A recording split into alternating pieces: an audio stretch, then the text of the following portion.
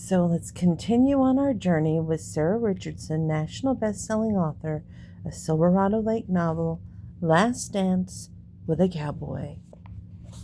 We left off on chapter 12, remember?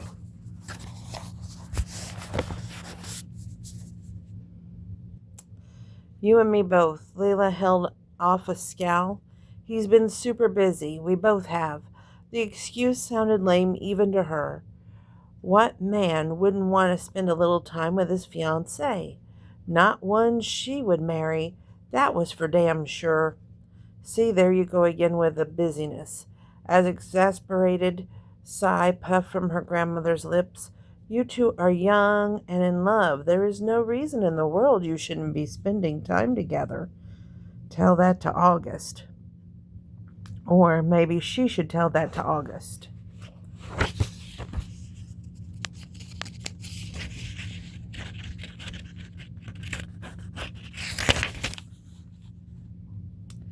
Before her grandparents got suspicious. Actually, we're having breakfast together. Leela shut her laptop at the ranch. I'm supposed to meet him there. Oh, good. Her grandmother shook her head. I was beginning to worry. No need to worry. Layla snatched her purse out of her drawer and hurried to the door. Everything's great, or at least things would be great when she gave August a piece of her mind. He agreed to this whole scenario, and now he wasn't holding up his end of the bargain. I'll be back in a few hours, she called to as she stepped outside. Or hopefully longer, Nana muttered. Leela pretended not to hear. She got into her Jeep and drove to the ranch, her anger building the whole time. Instead of parking at the lodge, she drove around to the back where the cabin was located and parked in the empty dirt lot. Across the road, August's mother sat on the front porch reading a book. Layla, it's nice to see you. The woman stood and ambled down the porch steps. Heat clouded Layla's cheeks. Hey, Mara, she couldn't face this woman right now. Who knew what Mara thought about her arrangement with August? Is Augie around? He was down in the pasture with the horses last I checked. She tucked her book under her arm. That's where he's spent practically all his time since he came home. That explained a lot. He was too busy being a cowboy to show up at the winery. Thank you, Leela. Pulled off her best smile. I'll see you later. Hold on, Mara stepped out into stride with her. I want you to know that I don't judge you for pretending to be engaged. I understand how tough things have been for your family, and I know how much you've had to take on. She gave Layla's shoulder a squeeze of solidarity. I support you, sweetie, no matter what. Suddenly tears stung her eyes. Thank you. That means a lot to me. Of course, Mara hugged her. You let me know if there's anything I can do to help with this event, too. We'll have a lodging special for the people who are attending that weekend, but I'm happy to volunteer for whatever you need. Speaking again might have let us out a sob, and so instead, Leela nodded. After one more pat, Mara walked away, leaving her to stumble along the path to the pasture alone. When she passed the boat shed, Leela spotted August in the center of the enclosure. He had his back to her while he directed a chestnut-colored horse to trot in a circle. Quietly, Layla crept closer. She made it to the outside of the fence. Attaboy, August strode to the horse and fed him a carrot. See there, you're already moving better. The horse nosed his shoulder as though sniffing for another carrot. August laughed, and Leela didn't want to interrupt. He sounded happy. All right. One more carrot. He held out the treat, letting the horse gobble it from his hand. Leela followed the fence, walking around into the line of sight. That horse. Is that Knievel? The animal sure resembled Charles Harding's old sidekick. August turned his head to her, his expression neutral. He didn't seem surprised she'd shown up. Yeah, I've been working up here with him a lot. He led the animal to the fence where Leela stood. At first, when I got here, he didn't want to come near me. But we've made a lot of progress since then. That's great. The lecture she prepared about avoiding her suddenly didn't seem so important. Not with the energy in August's eyes. He loved being out here with this horse. She could tell. I've been wondering what you've been up to since I haven't seen you around much. The man adjusted something on the horse's bridle. I've been around. I fixed the crusher and I emailed you everything I've done for the event. He seemed hell-bent on not looking at her. I know, something was off. He never flat out refused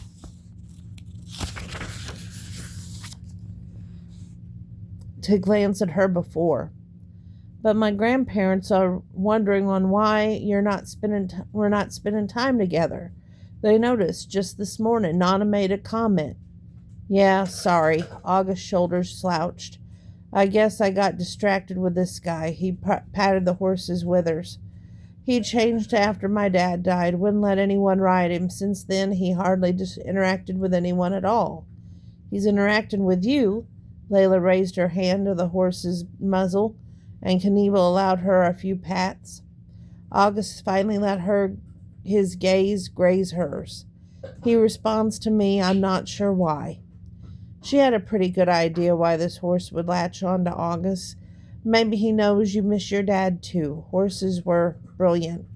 They could sense emotion. She wondered if Knievel could sense her urge to reach for August, to hold his hand, to find some way to comfort him. He hit it well, but his father's death had changed him too.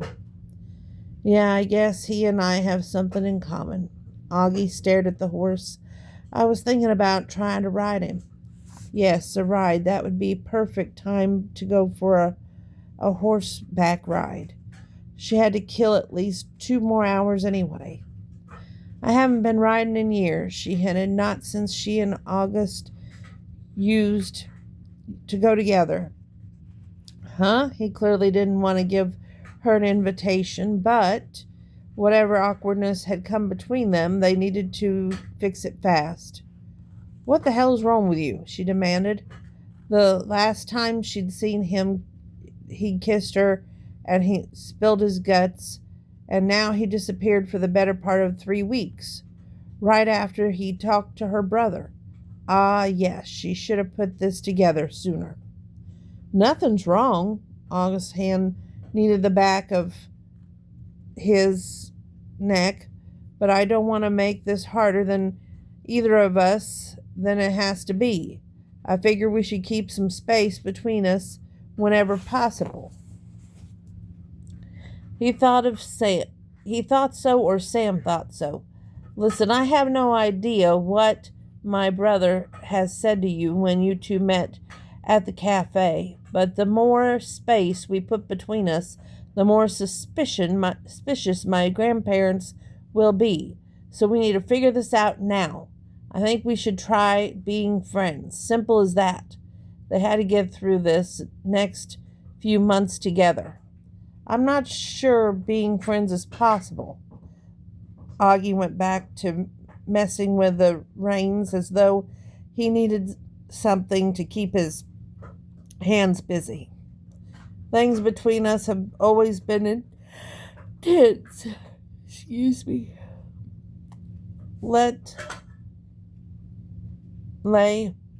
We never could do casual. We're both coming a long way. We're adults. What did he think? She wouldn't be able to resist his magnetism? Now she was determined to do just that. When you came out here, you agreed to do things my way. So we're going to give the friends a thing a shot.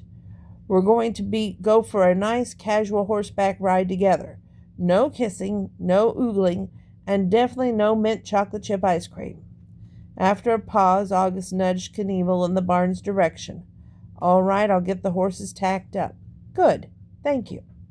She crossed her arms to convey a strength that she didn't quite materialize. Seeing him with the horse Hearing him say he missed his father had turned her heart to mush. She wanted to stay angry with him for abandoning her, but she also had to acknowledge the emotional aftermath of what he'd gone through. He'd hurt her because he'd been hurting. He was still hurting, and it was hard to watch. Layla wandered to the barn and met him as he finished buckling Knievel's saddle. I suited him up for Bonnie for you. She's a great, gentle old soul. August handed her the reins. Perfect. She ran her hand down the horse's soft muzzle. You'll go easy on me, won't you, Bonnie? August came alongside her. You want a boost? Sure, thanks. Leela stepped into his hand and swung her other leg over the horse, settling herself in the saddle. You good? He checked up the saddle strap again.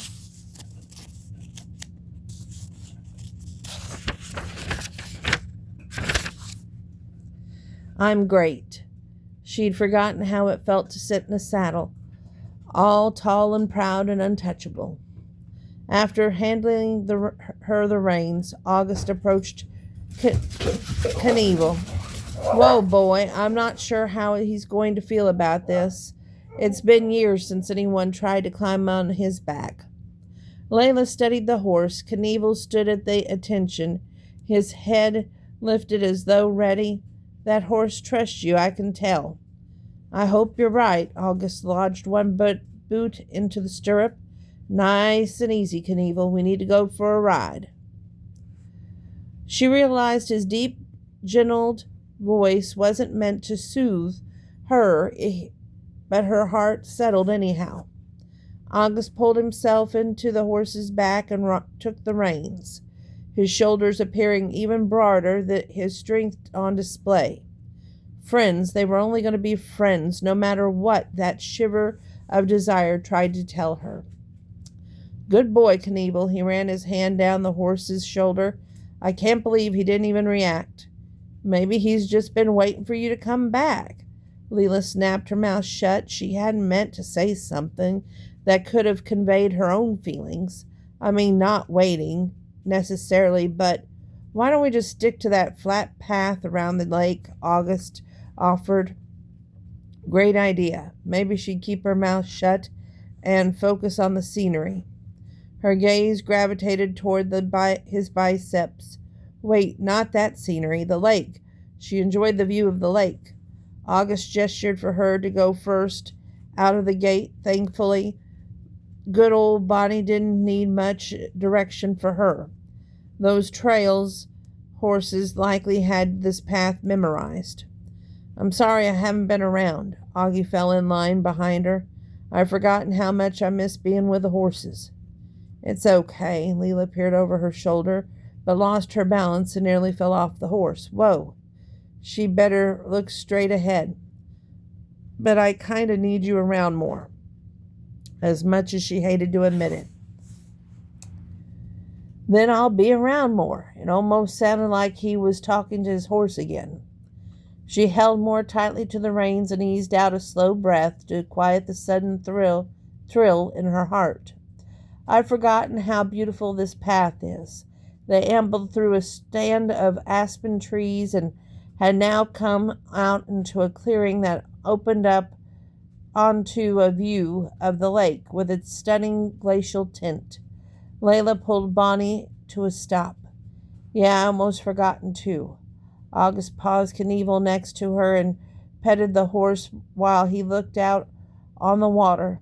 I missed everything around here more than I realized. I'm actually really happy to be back.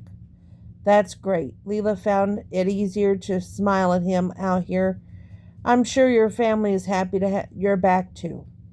August grinned. My mom tried to do my laundry this morning. It's like we've regressed 15 years.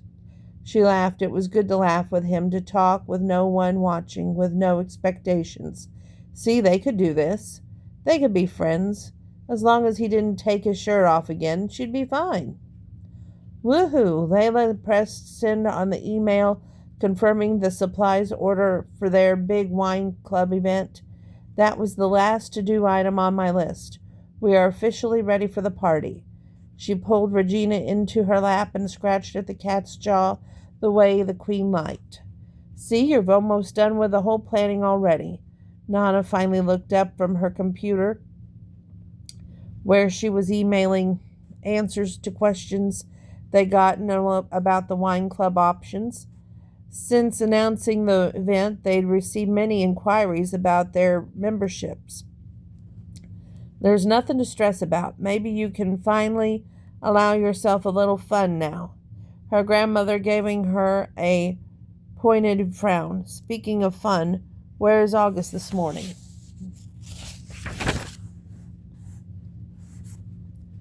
She hemmed and hawed. It had been a few days since they had horseback rode, but so far he hadn't made good on his promise to be around more. "Don't know." The warmth brought on her by the simple mention of his name curled its way into her limbs, her knees, the tips of her ears. "I'm sure he'll be here soon." "Wonderful." Nana closed her laptop. "I have something to talk to you two about." The unmistakable sparkle in her grandmother's eyes set her on edge. Nana always had that sparkle when she cooked something up a surprise. "It's not something to do with the wedding, is it?" She wouldn't put it past her grandmother to plan a surprise wedding, and that was the last thing they needed right now.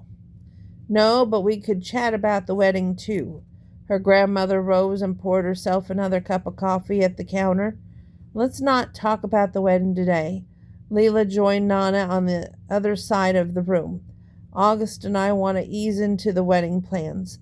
We have plenty of time. I don't think we should start planning anything until after we get through this fall." She stopped there, lest it sound like she was begging her grandmother to forget about what was supposed to be the best day of Layla's life, the day that wasn't going to happen. "But Papa and I will be gone by the end of fall." Her grandmother resorted to a sad, guilt-inducing frown. "I know August said you two want to enjoy your engagement, but that we've met now, but we're not coming back until April. Surely you're planning to have an early summer wedding next year. I still can't understand why in the world you would want to wait any longer than that when you've loved August since you were 15 years old." A valid point. Layla concentrated on filling her own coffee mug. "We haven't settled on a date yet." They hadn't settled on much of anything, even though they'd given the being friends thing a good shot. While riding horses, she might have woken up in the middle of the night thinking about him taking his shirt off when he looked at the crusher weeks before. But we'll figure the things out for the wedding soon. Hopefully when August showed up, they could go somewhere private and discuss some good stalling techniques. Earlier that morning, she gotten a voicemail from Beth asking when she could meet her for coffee to tell her all about the August had proposed. Yet another question she couldn't answer. She had no clue how the man would propose. "I don't want to rush you." Nana shuffled back to her desk, nursing her coffee. "It's only that." The door opened and August walked into the room, impeccable timing as usual. "Good morning." Nana abandoned her mug on her desk and shuffled across the room to greet him with a hug. Leela watched the way August hugged Nana back, carefully but tenderly, with a general pat on her back. The sight shook the walls around her heart again. She stood and walked over to join them. Hey, is that any way to greet your fiancé?" Nana all but nudged Leela into August's arms. Whoa, he had caught her awkwardly, but quickly released her. Still, the quick touch had been enough to accelerate her pulse. "We're about to lose the phone, so we're going to stop right here on 121, and I'll rejoin you shortly."